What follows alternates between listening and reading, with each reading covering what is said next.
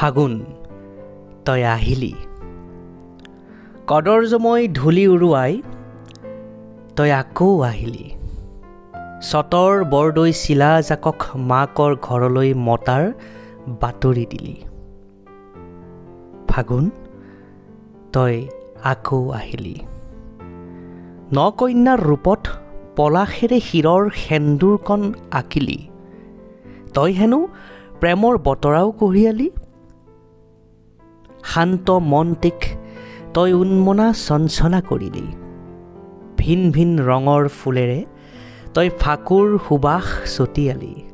ফাগুন তই আহিলি।